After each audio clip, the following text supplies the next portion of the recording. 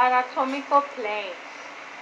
Anatomical descriptions are based in planes.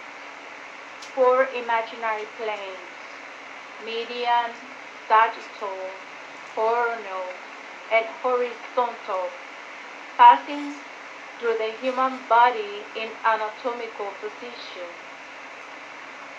Median plane, longitudinally, plane passing through the body, divides in left and right sides,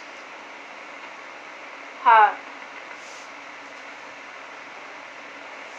paramedian plane near the median plane. Sagittal are vertical planes passing through the body parallel to median plane. By giving a point of reference, by naming the structure intersected by sagittal plane through the midpoint of the clavicle. Coronal planes passing through a vertical plane of the body at right angles to median plane, dividing the body in 2 sides: anterior front and posterior back portion or part.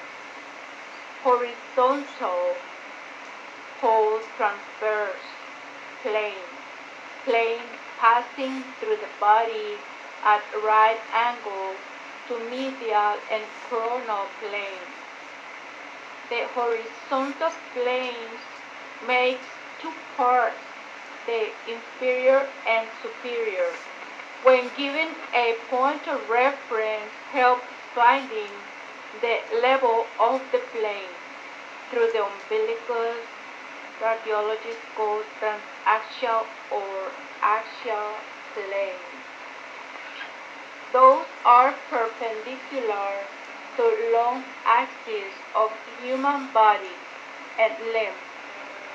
To learn something more, talking about sections, the coronal and horizontal planes are symmetrical. The imaginary line passes through both sides, right and left, to allow comparison.